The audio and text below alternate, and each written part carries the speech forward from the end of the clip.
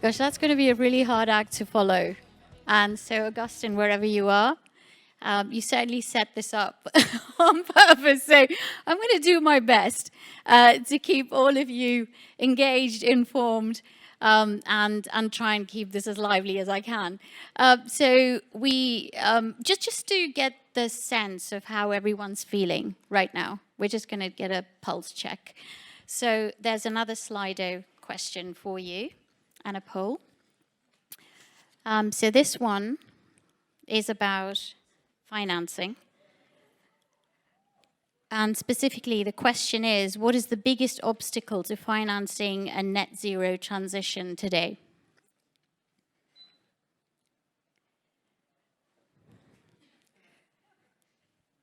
So for all those that got really fired up on Slido, thank you, Augustine, for the warm-up.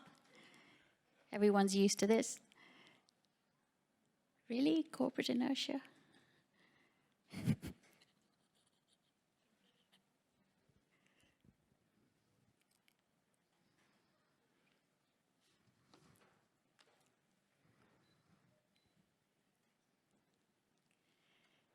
Do I need a timer for when this needs to stop? Or I won't be as brutal as Augustine, but, you know. Maybe just one more minute.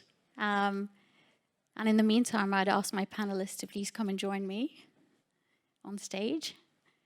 So we have one panelist that's going to join us online, Kim Si Len. But all the others who are here, please do join me up here. We had the photographs up a second ago. I think we need to sort of, doesn't matter, just, I don't bite. Yeah, absolutely, please. Okay.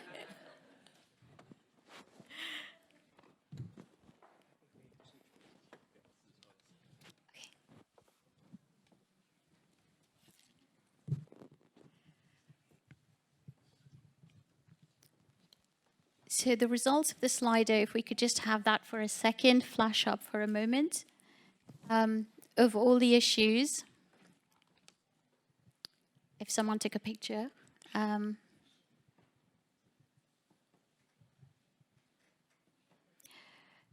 So the biggest obstacle is policy and regulation, followed by corporate inertia, and then lack of ambition, geopolitical issues. And I'm happy to say it says availability of capital is not the key issue. So that's something I think we all agree on at this panel before we get started.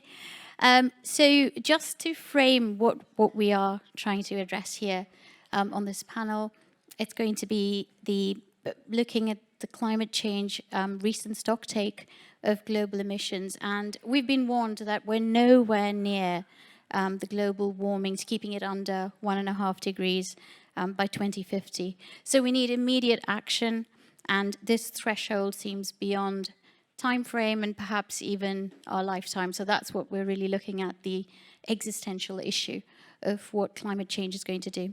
And while climate action has gained momentum globally, and net zero covers about 90% of global GDP today, those are the pledges, we still have a lot of challenges ahead. So we're going to address some of those today.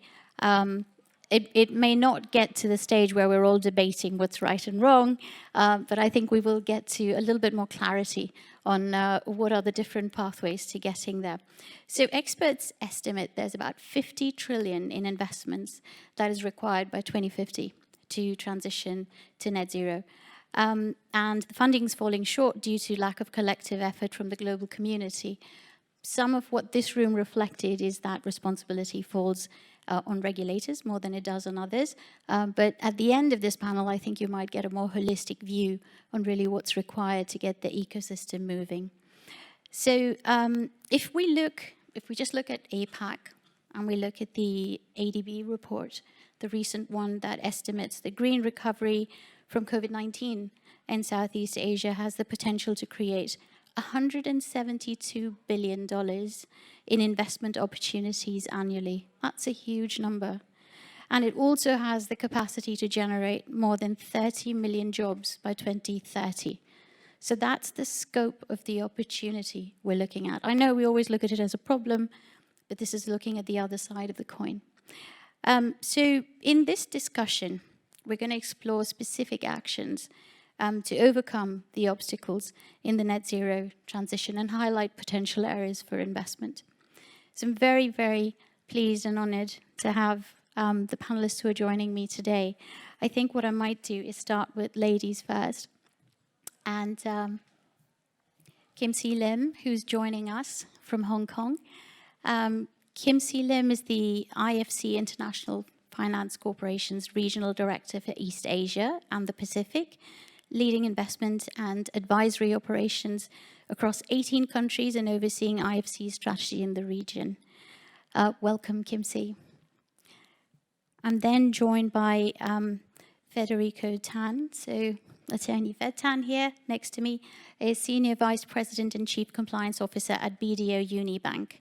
And prior to this, he served as trial lawyer and solicitor with the Office of the Solicitor General of Philippines for 6 years. He also serves as trustee in religious non-profit corporations like World Teach Ministries Philippines and Far East Broadcasting Corporation. Welcome.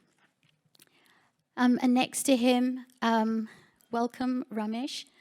Ramesh Subramaniam has been with the ADB for over 24 years and has worked in different functions and areas in over 25 countries across different sub-regions in Asia and the Pacific. In his current capacity as Director General of the Southeast Asia Department, he's in charge of ADB's relationships with 10 countries in ASEAN and Timor-Leste. And last but not the least, Frederick Teo is now with Gen Zero. I believe that's very new, just a few months, so congratulations. And prior to that, he joined Temasek in 2010 and was heading up sustainable solutions for them for very many years with responsibilities for sustainability-related areas within Temasek. So welcome, everyone. And we're going to get geared up for hopefully an interactive discussion. There'll be questions for each of you, but I really welcome everyone jumping in and throwing in their 2 pennies wherever you think you have something to add. So why don't I start with you, Fred, perhaps from the other end. And so it's been a few months since Temasek committed $5 billion US. Singapore dollars. Yes. Now we want to know what else. So I think the question now really is, what's the progress been like so far? So according to the poll, everyone agrees there's enough capital. The question really is, where is it going? And what are the biggest opportunities that we're seeing at the moment from your perspective? And besides deploying capital, sort of also looking at the investee companies, your interaction with them and how you see that having an impact. Yeah, thank you very much. Yeah, so Gen Zero was established in early June as a new investment platform company by Temasek to focus on accelerating decarbonization solutions. So we focus on 3 broad areas of investments, right? The first one is in technology-based solutions. These basically are the kinds of solutions that will aim for fundamental decarbonization, a lot more industrial, technologically based, and sometimes more easily measurable. So these would include things like carbon capture, low carbon materials, low carbon fuels, and certain technology stacks to support a hydrogen transition. The second aspect of our investment work really focuses on nature-based solutions. So these are mainly to protect, restore natural ecosystems, oftentimes with a view to generating nature-based carbon credits. But part of nature solutions would also include sustainable forestry and agriculture, where there is an underlying nature-based business and economic value stream. The third area that we are investing in is actually on carbon ecosystem enablers, really carbon market players. These include things like the carbon exchange. So Jen, who was here just now, was from CIX, so a Gen Zero portfolio company. Project developers, technical advisors like South Pole, MRV companies, and other ecosystem players within the carbon markets. So the question around why do we have, as an investment company, focus on all 3 areas, right? Is probably more typical if you look at some of our colleagues in the space to only focus on tech, focus on nature, right? But why all 3? And it stems from a belief that we need to be able to think about solutions for decarbonization holistically. there is no one silver bullet, right? Technology solutions may not be the be-all, end-all, especially in the near term, given the price premium, to be able to solve for decarbonization. Nature-based solutions could be cheaper, but there are also scientific or technical issues around, for example, the measurability and the credibility of some of the overcome. Finally, on the carbon markets, sorry, I beg your pardon. But on carbon markets, it also is quite important for us to actually enhance the effectiveness, credibility, and transparency of carbon markets. Because in the near term, if you have no other solution, it is important for us to be able to have credible carbon markets to assist in this transition and to help people get onto the journey for net zero. Now, the way that we look at the opportunities is such that for the carbon market space, as Jen would have probably mentioned to you earlier on, we do not see carbon credits purely as a form of being able to just offset. More importantly, I think it is important to look at carbon markets as a platform for being able to crowd in alternative sources of financing from people who are prepared to pay a little bit more and defray the cost premium associated with introducing new technology solutions. So if we see the offset as not just about offsetting carbon footprint, but also offsetting the green premium, then that is perhaps a more interesting way of looking at the role of carbon markets in facilitating a good energy transition. So we are focused on all these things, and I would imagine that you have mentioned earlier on, right, that there are actually hundreds of billions of dollars of opportunities. In fact, a report that we had written together with Bain and Microsoft earlier in the year suggested that even in Southeast Asia alone, sustainable development or green economic opportunities could be up to about $3 trillion by 2030 a year. Now, I think that beyond a certain number, the number of zeros is really just to give you an indication that there's a lot of opportunity out there, right? Frankly speaking, between 3 trillion, 30 trillion, there is just, you just can't take advantage of all that opportunity. It's too big.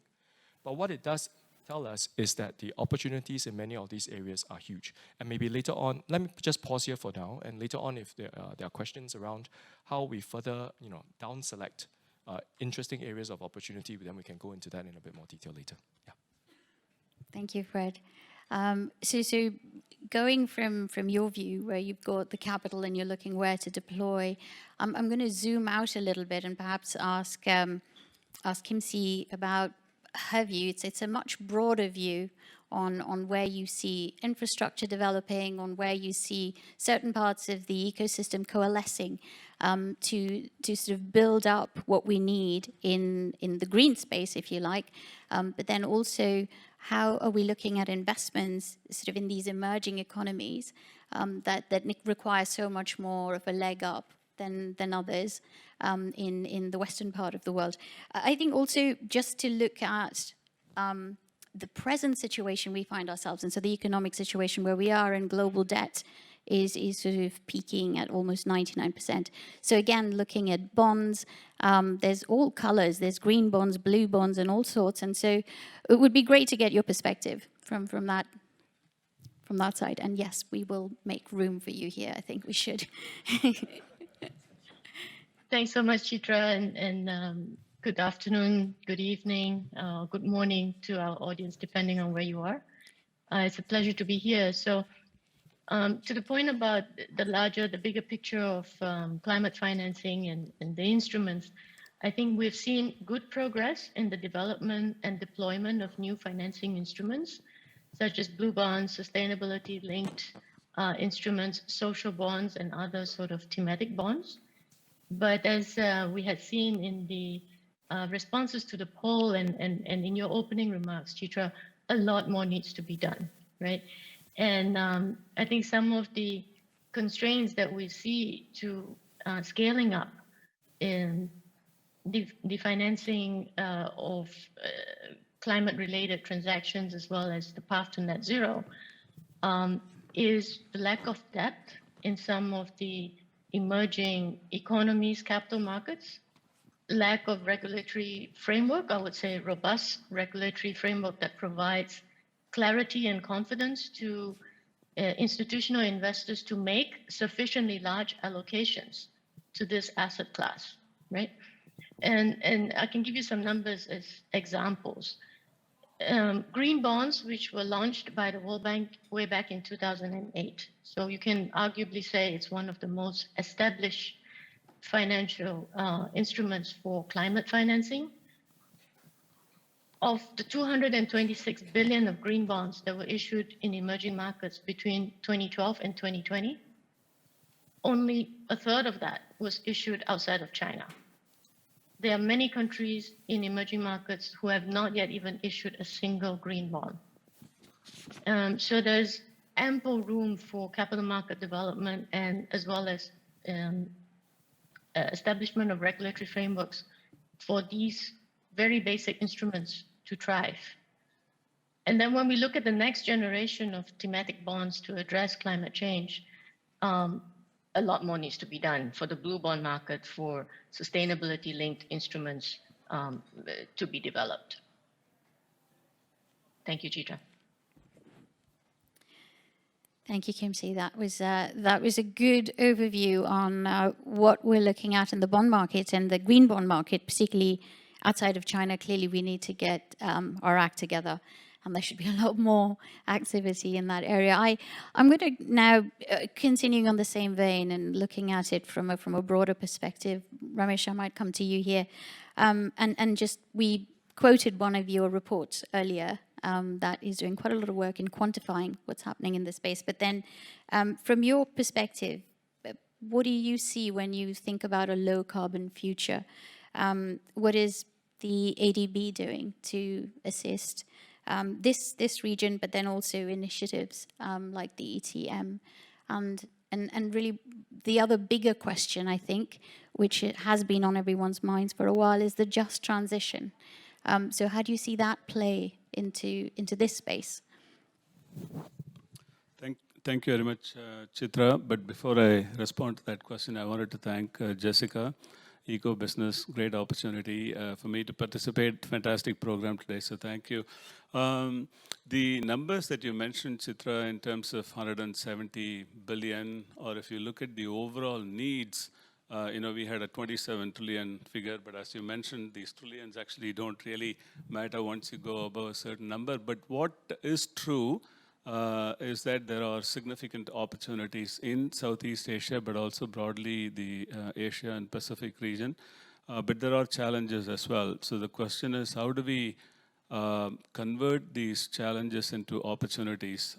What Kimsey mentioned in terms of the legal regulatory barriers, in terms of creating the overall enabling environment, there is a lot of opportunity. The 30 million jobs is certainly, particularly in the post-pandemic context, is something very, very useful to look at.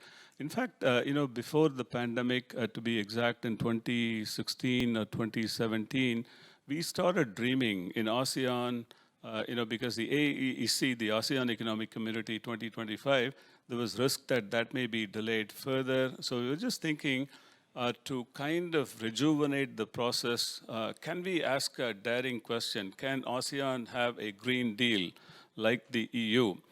Clearly, the answer was mixed. You can't really, ASEAN is not ready. AEC, the ASEAN Economic Community itself, has got challenges. But what that question did was to get us into looking at the green space. So we then established a facility called the ASEAN Catalytic Green Finance Facility, which then has kind of taken us into expanding the green footprint, so to say, in terms of the support that we were providing. So some of the early stage work done in terms of identifying green bond issuance opportunities in the Philippines we did, and then subsequently in Thailand, which is actually done very well. Singapore obviously is a leader. Now, in terms of going ahead, particularly in the post-pandemic context, with fiscal consolidation likely to happen, it's not a question of if it will happen, it's a question of when. Clearly, countries need to focus on how can they shore up their revenue base, and how can green finance present a stream of opportunities to expand that revenue base for countries. Now here, you come into the framework that we have adopted for ourselves to guide our thinking as well as to provide support to the countries in the region. We are calling it the 4P framework. The first P focused on people, because people are at the center. I think in the previous debate that Augustine moderated, this colonialism type of question, or things being kind of because of policy priorities that countries take, are people going to be affected? So certainly that's something that is probably the most important segment that we need to look at. The second P is the policy P. I think as my IFC colleague highlighted, clearly the legal regulatory landscape, the policy and institutional landscape, there are many issues that we need to address. And here, particularly when it comes to climate transition, I think Eric in the morning session neatly highlighted that when we talk about climate transition, it's a huge, big picture story. But you need to break down what you want to achieve. You start at the national level, then you go at the provincial level or local level. Take a country like Indonesia, huge country, right? National level, provincial level, can you make sure that the climate transition journey, there is alignment? And then you go down to the lowest level where probably much of the challenges are there in terms of achieving climate transition. So what needs to be done in terms of policy landscape at these levels clearly is important. The third P, I'll call it power, but it is not just in the energy sector, because if you look at energy, obviously there are significant transition opportunities, but you have huge transition opportunities in urban agriculture, natural resources, you've got an urban mobility and so on. So, but power broadly to signify that there are significant transition opportunities that we can look at if we supported technology advances, like for example, what are some of the new solutions that are emerging? Are countries ready? I think in the morning panels, we talked about things like new CCS type of solutions, which need to be brought back now to the stage, hydrogen technology type of solutions and so on. And the fourth P is the partnership P. No single country, no single institution alone can do it. You need to bring a wide range of players, trillions of dollars, even billions of dollars. Clearly, no single institution can do. So the power of partnership is actually certainly going to be very, very critical. Now, just using that as a segue, you asked about the what we are doing on energy transition mechanisms. This was launched. The ETM as a platform was launched with focus initially on Indonesia, Philippines, and Vietnam as the pilot countries at COP26. Now, this is thanks to the significant leadership coming from Indonesia with the G20 presidency this year. Things are moving quite nicely, I would say. A lot of background, a lot of technical work. And also, when you talk about coal phase out, significant political economy considerations are there. So we do need to work with a wide range of stakeholders. From GFAN's perspective, what we heard in the morning, clearly, it's not a question of trade-off between coal phase-out versus renewable. If you take a country like Indonesia, you need to look at the entire power grid in an integrated manner and ask the question, okay, what does the country need in terms of its demand and supply situation? What can energy transition bring as you are facing coal out? Well, that is very critical, and the public and private sector do need to come and put money. And it is not just the question, going back to the session that the debate Augustine moderated, I think clearly, pricing is going to be, emergence of markets is going to take time. Solutions are going to take time.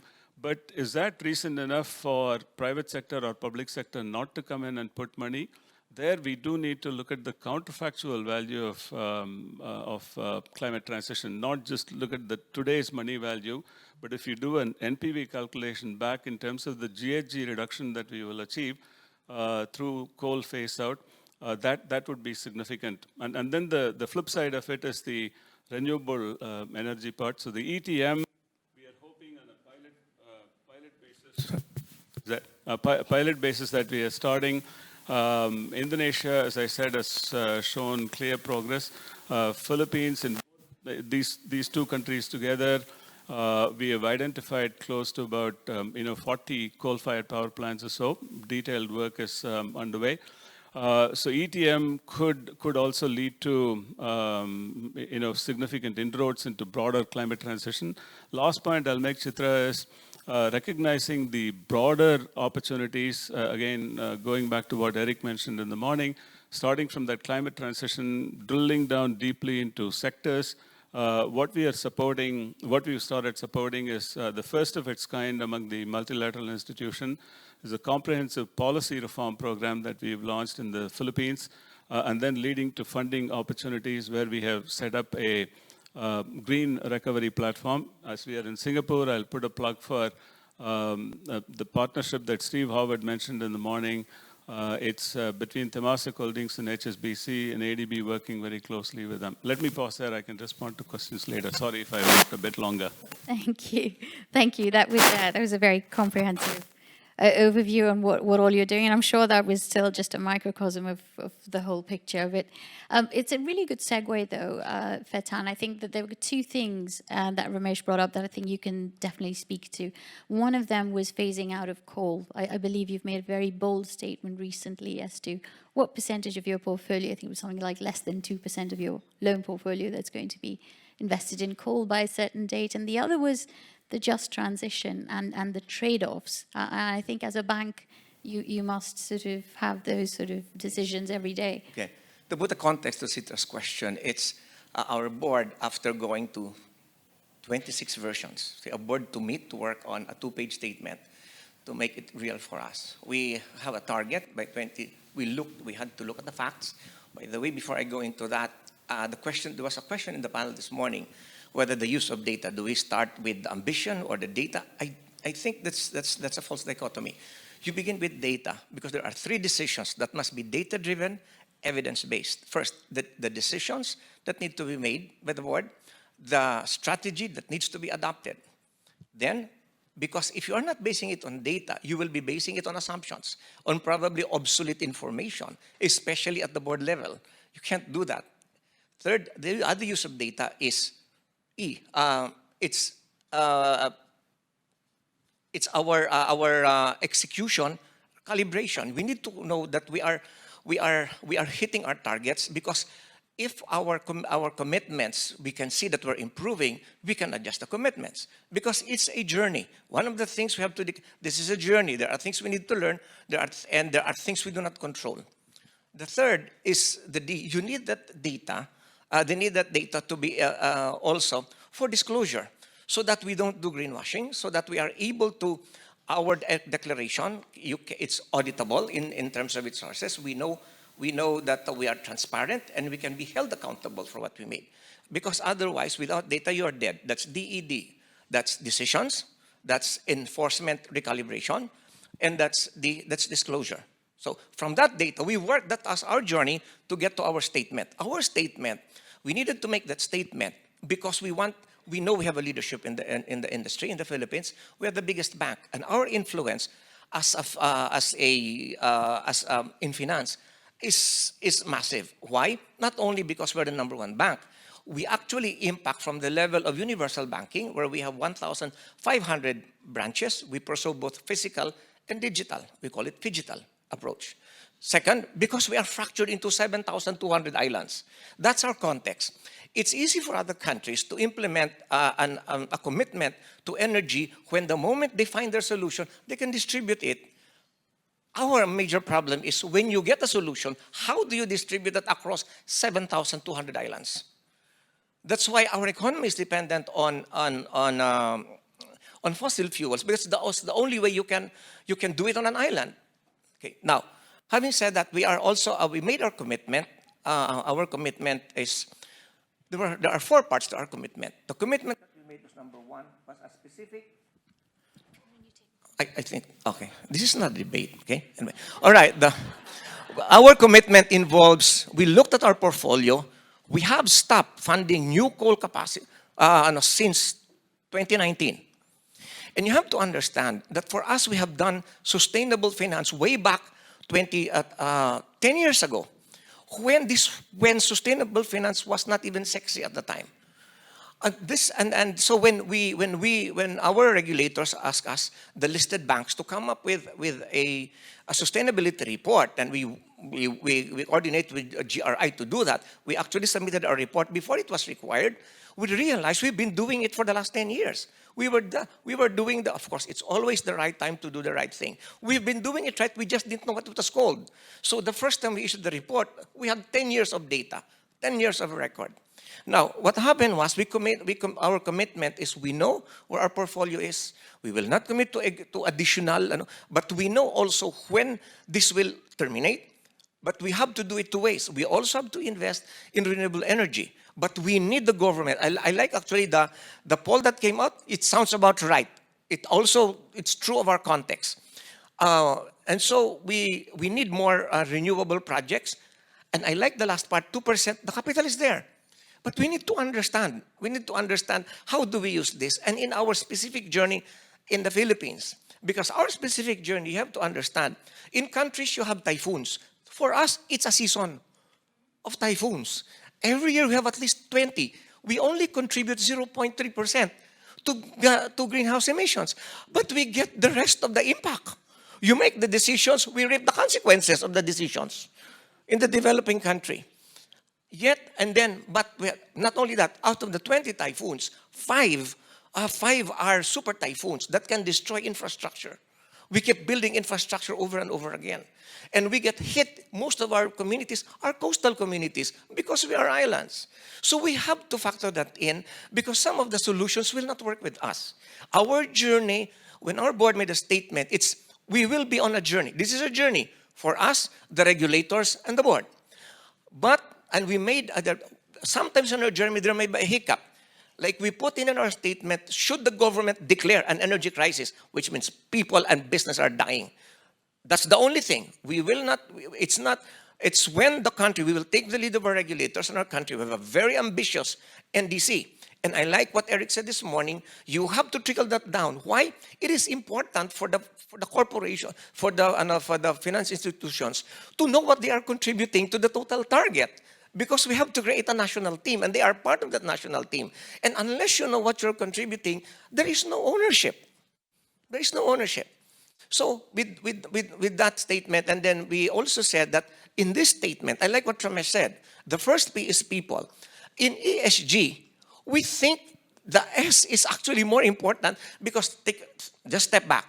Okay? I don't want to debate on this. E, S, and G. It's really about the S. It's about people. Because we say this is a dying planet. Why are we fighting for the 1.5? Because the first thing to die is people before the planet dies. The E, S, and G is about the S. And we understand that. So in our statement, we said, we will open our capital to our clients who have to transition. It is their journey. To transition them to new technology, to transition them to renewable energy. That is painful. But our statement was a statement of comfort. We will help you take your walk. It is also a statement to the communities. The moment we dial down, we start divesting, communities, jobs, industries will be affected. We are saying we will open our capital to help you out. That's one of our statements. And our last statement is we are committed to disclosure. We are committed to disclosure. And that's why we believe data is the bedrock of that disclosure. And our disclosure and our commitment to TCFD. And why did we do that? The progress in the Philippines is now, I like the result of the survey. But yes, our policymakers have been very proactive. Our SEC, our central bank, it's not just the listed banks, but all banks of all types. And that is where we have our impact. As a universal bank, we also have the biggest practice or the biggest clientele when it comes to wealth management. You were talking of family offices this morning. And then also, when it comes to SMEs, we were discussing, while the MSEs are small, but their impact in the real economy is actually huge. We have actually bought a network so that we can have an impact. In the middle of the pandemic, we were opening additional branches because they know they need. We took the risk and opened. Sorry, I'm going to have to interrupt a little bit. We're running to go against time. And Thank you. Augustine, I need your timer here. Something to help me get along. Sorry. It's because we've got quite a lot to cover, a couple of questions, and I do want to leave time for the audience to ask all the questions they have. And all of you have raised very, very interesting points and very passionately delivered. So I think we want to give them some time. So there's two very short questions. And so I wasn't kidding about that timer. I'm going to actually exercise it. So 2 short questions, and they're going to be probably less than a minute each. And so I'll give you guys 45 seconds.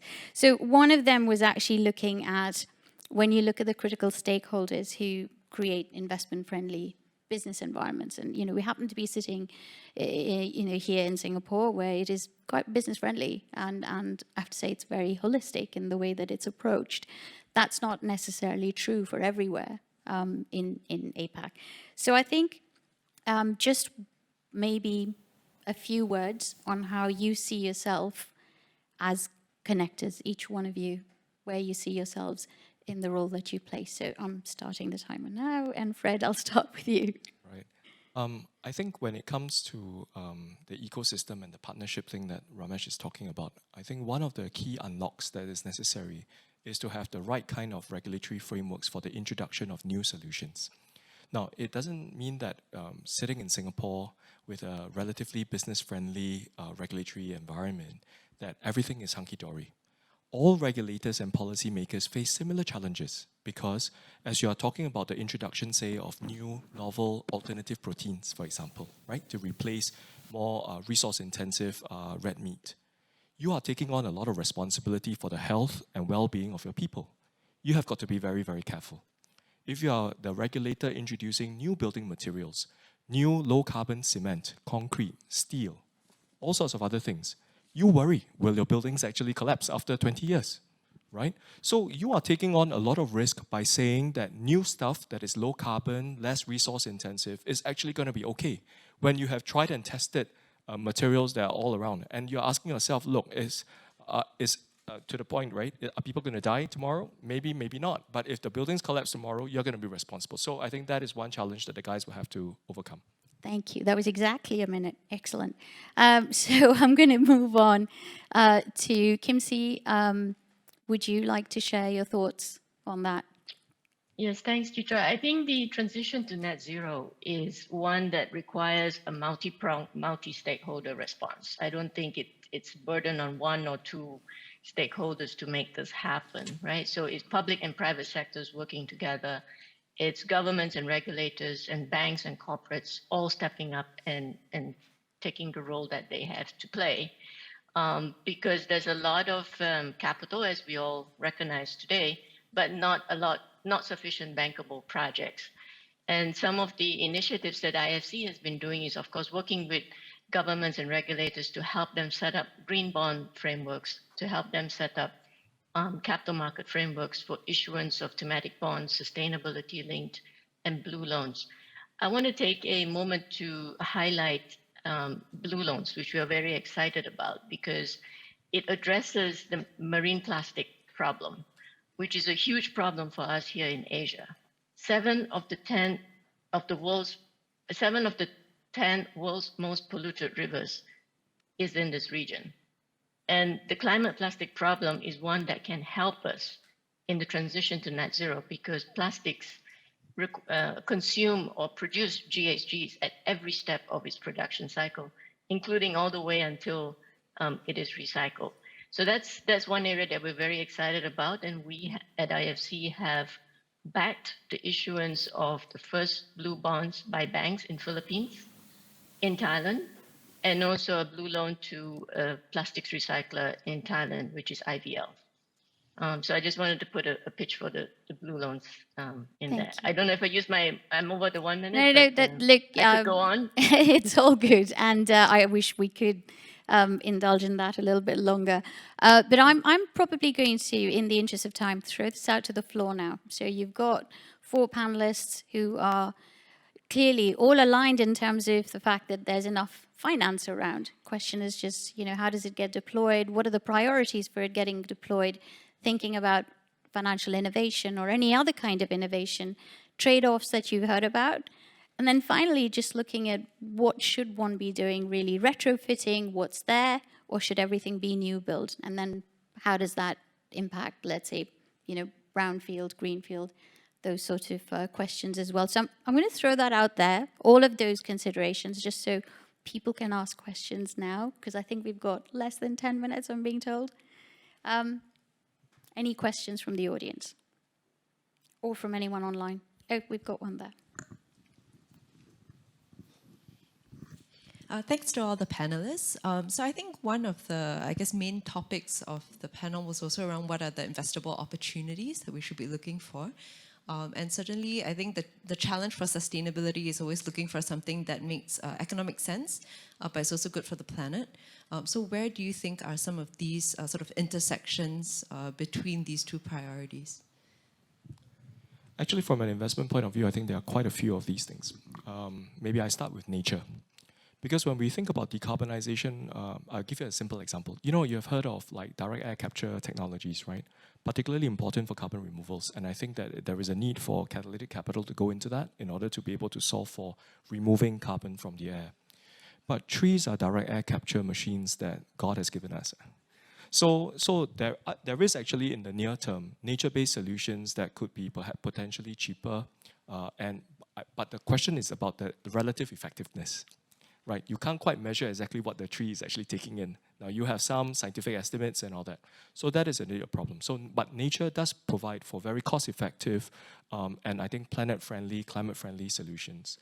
In terms of the broad areas of how then you will look at the other kinds of technology opportunities, I think that there are a few lenses that you might want to take, or at least we are taking. The first one is to ask ourselves, first of all, what is the marginal abatement cost for that particular technology? So in other words, for that particular technology to be able to take out 1 ton from the environment or to have 1 ton of carbon impact, how much does it cost? Now, typically for most of these technology solutions, you will see, or even nature solutions, you'll see a MAC curve that goes down over time. Then the next thing that you've got to ask yourself is, okay, is it coming down fast enough for people to want to pay for it? Because if, for example, the MAC curve is coming down from $1,000 a ton to $5,000 a ton, or $500 a ton in 10 years, you know that in 10 years, are you likely to see a carbon price of $500? And if the answer is no, then you should ask yourself very carefully, is this technology going to scale? Or maybe it will scale much later. So one of the things, after you overlay the price expectation of what people are prepared to pay to abate a ton of carbon, is to ask yourself, when is that intersection point going to happen? Is it in the next 5 years, 10 years, 20, or 30? Now, at Gen Zero, we take the view that we want to try and look for opportunities that can potentially have that intersection point within the next 10 years. And the logic for that is actually a very simple one. If you want to solve for net zero in 2050, you got to start taking action today. It's like for all of us who do DCF models, you know, right? Present value of money. But really, it is the fact that whatever you do to abate is much more material to do it sooner rather than later. So that is the one position you take. The third position that you take really then is, even if the technology has a low abatement cost, you believe that people are prepared to pay, but as you're making choices, there are multiple solution sets that you can potentially invest in, right? So we have to ask ourselves, for every dollar of invested capital, which gives me the biggest carbon bang for the buck? So even if you have the potential to scale, are you the best way to scale and create impact? Now then the third, and then the next dimension that you ask yourself is, okay, now that we talk about impact, what do we actually mean? So you can create direct carbon impact. If you have a direct air capture machine or you plant a new tree, right, then basically you're taking carbon out of the environment. You can measure that or you approximate that, okay, estimate that. That's a direct impact. But we know that there are many other solutions that are equally important that only have an indirect impact. So if you're, for example, developing an energy efficiency system, you will need some digital solution to actually measure it, to help you optimize. That's indirect. It's not directly doing anything about energy efficiency, but it allows you. So that's indirect. Our carbon exchange would be an indirect way of helping with decarbonization. So is 1 ton of indirect impact equivalent to 1 ton of direct impact? Now, intuitively, probably not. But then the question really is that the ability to scale for a carbon market or carbon exchange would be tremendous. Then the question is, if I have $1, what do I put into? A direct air capture machine or a carbon exchange? So that's the second problem. The third problem, the third dimension of impact would be one where you have catalytic impact. So if you are investing in order to bring a direct air capture machine down from $1,000 a ton to $500 a ton, surely that's worth something. But how do I measure the relative comparison between that and planting a new tree that is immediately creating that impact? So I think, I know I'm throwing a lot of problems out there, but these are the problems that we are trying to grapple with as we think about what are the greatest opportunities that there is. But I hope that I'm providing at least a little bit of a framework of how to approach and answer this problem, and we may all come to different conclusions, but at least the approach would be, I think, not too far from this. Thank you. Thank you, Fred. Did I see another hand go up there? Yes, Priya.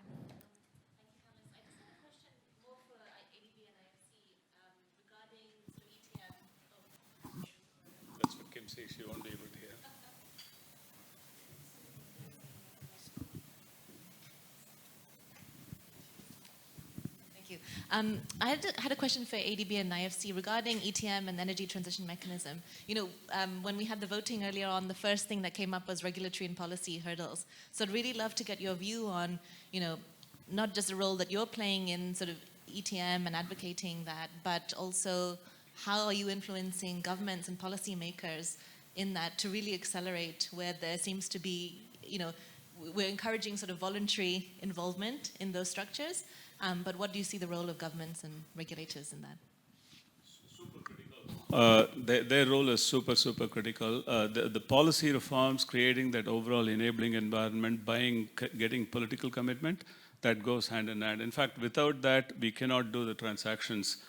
So taking Indonesia, for instance, country where we've been doing the policy reform work for many years, so that's all coming in handy. And clearly when you're talking about coal phase out, it's not fun if you're closing one but then starting another coal plant. So clearly there has to be the business as usual scenario will not work. There have to be binding commitments, irreversible policy commitments that need to be made. So what we do is to create that policy environment, also give incentives for creating those policy changes, and then go into the transactions in parallel. Kimsey, would Yeah, you and like if I to? can, Yeah, go ahead. if I can add to what Ramesh said, we at the IFC and the World Bank Group, we engage with governments on the reforms and setting up frameworks for energy transition. We also engage on the private sector side with companies. In the case of Singapore, Sembcorp is a great example, where we issued a sustainability-linked bond with them. It's the largest in Asia and the first for IFC. About 18 months ago, to help companies like them transition out of the brown assets into green, right? So we can take a portfolio approach and work with energy companies like this and use sustainability-linked instruments to help that transition finance. We are also quite excited about some of the new technologies that we see out there in terms of hydrogen, in terms of different battery type applications. And we're very encouraged to also see venture funds going into the plastic space. As I mentioned before, we're quite interested in tackling the plastic problem. And we've seen venture funds like Circulate Capital raise quite a huge amount of money to address plastics. For us, in terms of helping cultivate newer technologies, scale to be commercially viable, we have access to blended financing that we can then blend with our mainstream products, which typically have longer tenors to allow time for these technologies to scale and be commercially viable. So these are just some of the interventions that we are currently engaging with the various stakeholders. And there's a lot more that we can do together. As I said, it's a multi-pronged and a multi-stakeholder engagement approach. That's the winning approach. Thanks. Thank you, Kimsey. I think there's one more question here. Yeah, so I'm actually quite interested in what you said about blended finance, because we had a talk last night and somebody said, you know what, if I'm a company and I need to borrow $100 million and I'm a large multinational, I'll have a long line of banks standing outside my door saying, we would love to finance your solar transition, hydrogen, EV, and so on. If I'm a $5 million business and I'm doing innovative investments in technology, I'm thinking about how I finance the next 36 months with working capital. It's a lot harder for those small businesses to access capital. Do you have any suggestions or ideas or thoughts on how do we make it easier in that space to access capital? Because it actually seems fairly easy if you're a large corporate at the moment. I agree. I mean, I think, so far the blended finance solutions that we have are literally targeted at more of a portfolio type approach and for companies of a certain scale. But the way we address the smaller enterprises, whether it's SMEs or newer startup type enterprises, is through banks. And so we would extend a line of credit to a particular bank for a certain profile of investments, whether it's green investments, whether it's gender enterprises, so women-owned enterprises, or SMEs of a particular profile. So that would be the way we would address the smaller companies. Two things quickly, we can talk offline. We have in ADB, we have a thing called Ventures, ADB Ventures, and also looking at a facility called FAST. Clearly, as you say, the scale is very, very different. They need to be approached. But it is also, particularly if you're engaging at the local government level, if these ventures or initiatives are at the local level, there is a lot that can be done as well. But I'll talk later. Yeah.